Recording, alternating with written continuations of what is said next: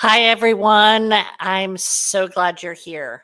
So, what if I told you that the title you negotiate today could shape your career trajectory for the next decade and impact your lifetime earnings? I'm going to ask that question again. What if I told you the title you negotiate today could shape your career trajectory for the next decade and impact your lifetime earnings significantly? For high IQ neurodivergent executives like us, negotiating the right title is not just about prestige. It's about declaring our potential and unlocking future opportunities. Have you ever felt like your skills and contributions were overlooked because your title didn't reflect your true abilities? Drop me a hand raiser emoji or something in the comments if this resonates with you. And if you would prefer to do that in a conversation privately with me, then DM me that, please. I want a hand raising emoji. Let me know if that resonates with you. Today, we're going to dive into how to negotiate a title that reflects your unique value, opens doors to new opportunities, and sets you up for long-term success. By the end of this session, you'll have actionable strategies to elevate your career beyond your salary. Now, most of the executives that I coach fall in the neurodivergent camp, one of several. So you may be like me, and it's simply you're in that, I quote that Venn diagram of gifted, autism spectrum, and ADHD all the time. I'm one of those. I know people who are all three, whichever camp you're in. One of the things that we struggle with is articulating our unique value during negotiations. And sometimes some of us over prioritize salary as the only measure of success, not understanding how the right title influences perception in future roles. When I work with executive clients, whether they're just hitting that or just about to hit that level, or they've been there for a while, it is a huge breakthrough when we start thinking about title as a huge influencer of perception and future roles and money. I've worked with dozens of neurodivergent executives who were overlooked and undervalued because they didn't position themselves effectively during title negotiations. The good news is this is a skill you can master. The wrong title can pigeonhole you, limit opportunities, and create hurdles when transitioning to higher roles.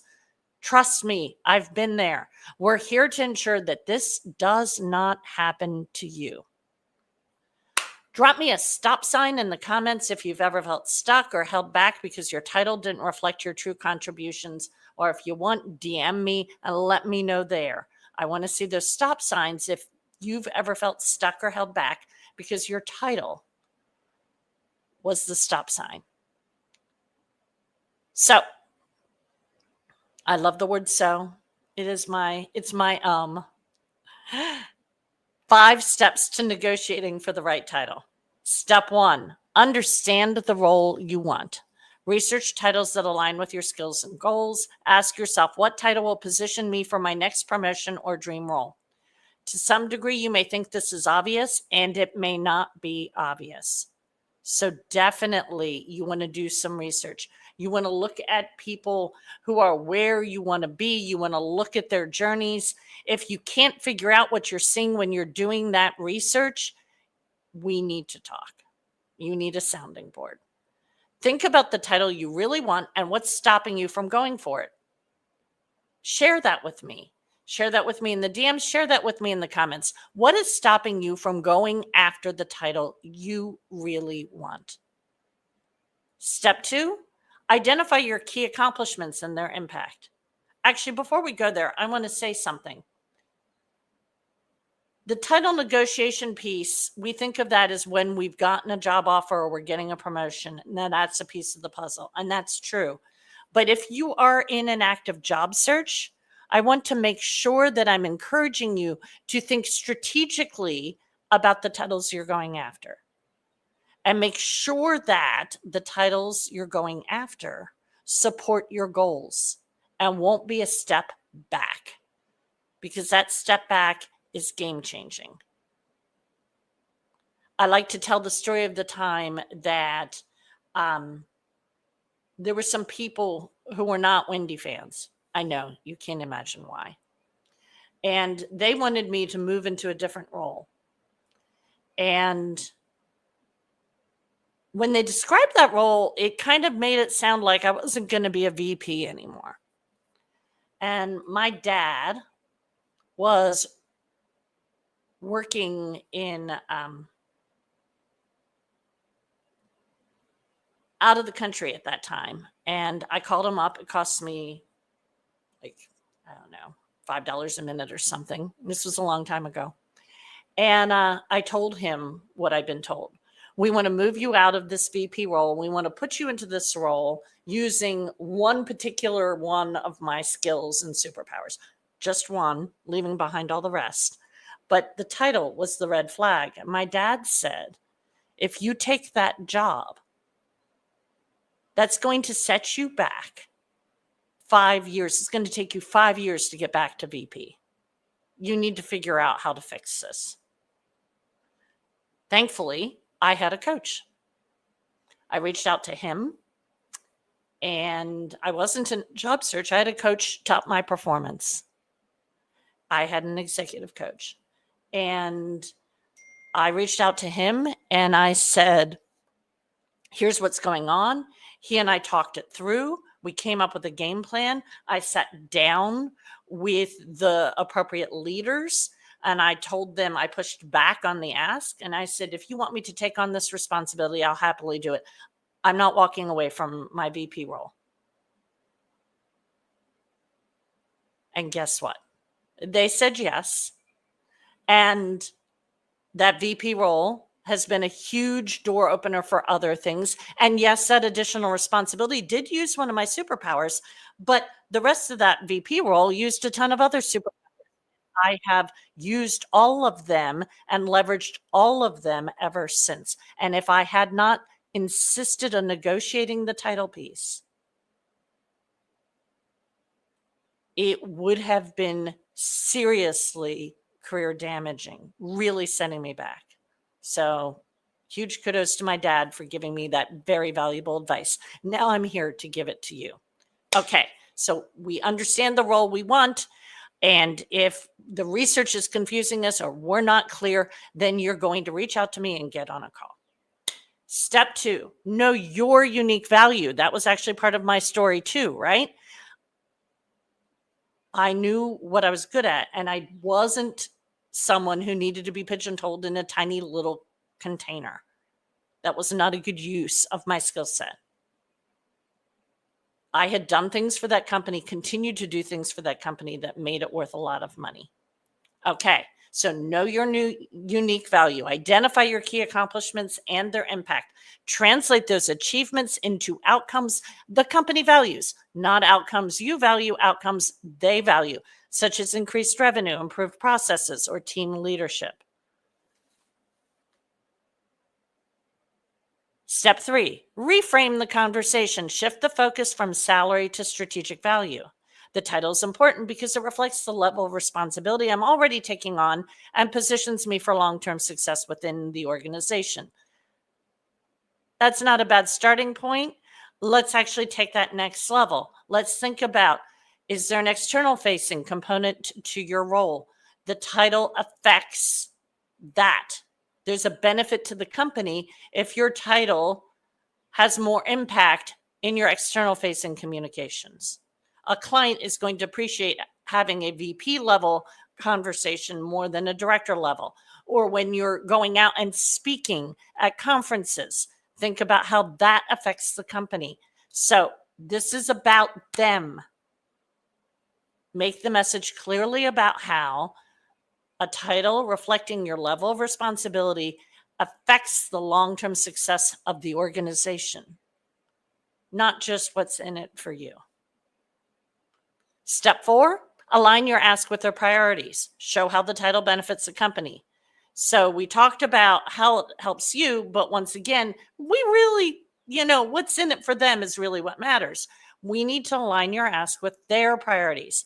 The title reflects my contributions, gives me the authority to execute at a higher level, helping us achieve shared goals. But get much more specific than that fluffy stuff.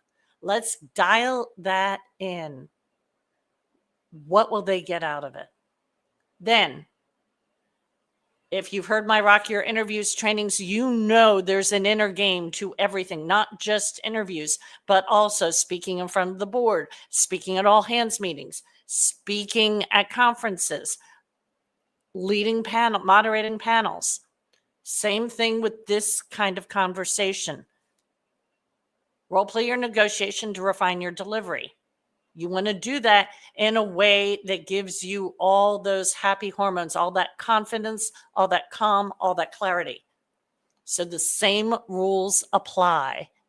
If you need my Rock Your Interviews to grab that inner game piece, let me know. Give me a guitar and or a keyboard, since I don't play guitar. I want to know if you need the Rock Your Interviews inner game, because you need to practice, prepare, and deliver the language you want to use, your message you need to get this title deal done with confidence. Confidence, calm, clarity. Whatever the thing is that you need to up level the effectiveness of your communication. You want to anticipate objections and respond calmly with data and examples of your impact. Okay. I want to know which of these steps feels most challenging for you. Drop the number in the chat.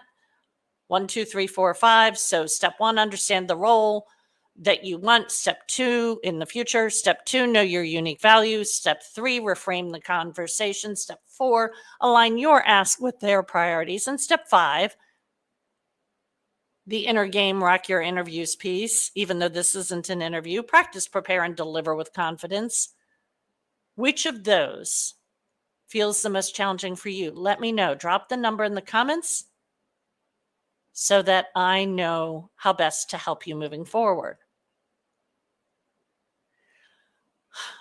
So, told you the story from my own career about how I advocated to keep my VP title and take on the new role that the company needed and wanted me to take on.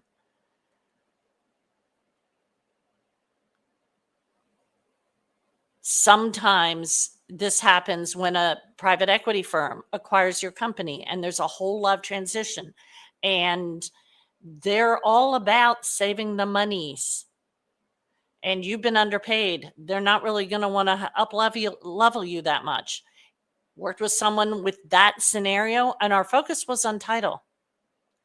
We knew that even if they really came in at a lowball dollar number, it was still going to be a huge improvement over what he'd been making. What we wanted to do was make sure the title gave him more options for his next steps, internally and externally. If you're a software engineer, getting to architect can be a huge deal, especially if you want individual contributor roles.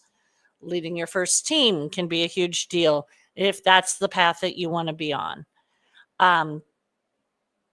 Landing that first director level role, that can be huge. We want to make sure we do that. We don't want to go back.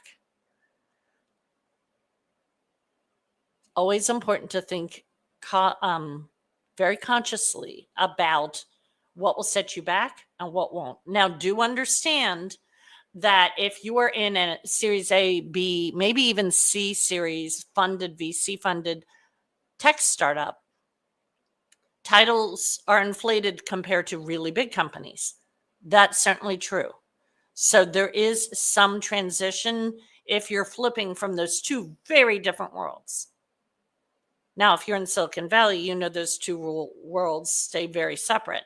If you're in another tech market like Nashville, they don't practice that. They don't practice those guardrails. It's much more fluid between the big tech and the small tech.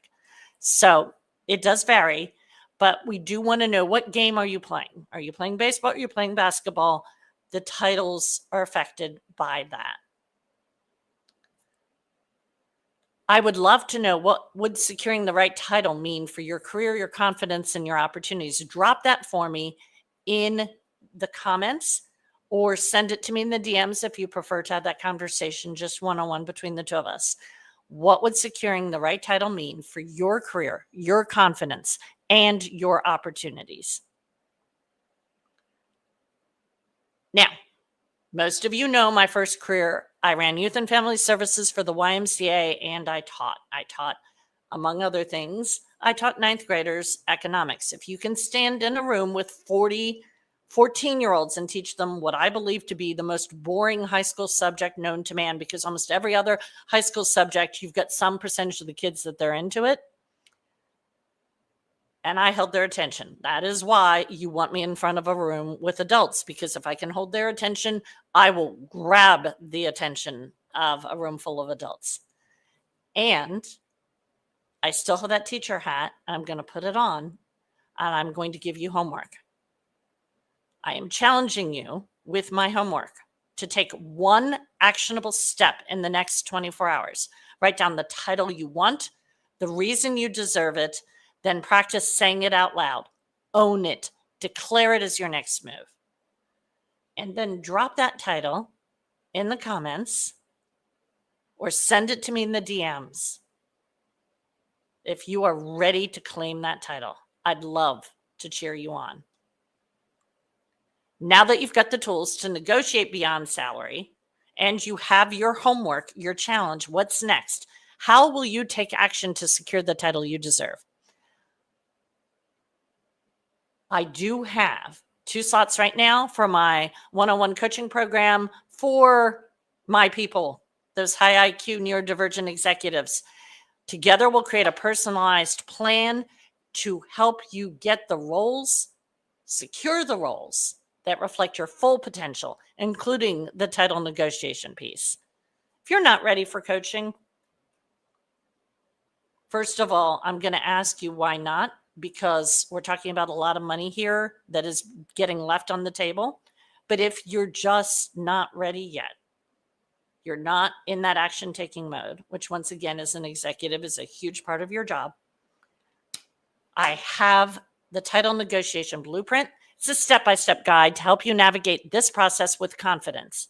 Drop title in the chat. Actually, drop title in the comments, or send me a DM and I'll send it to you.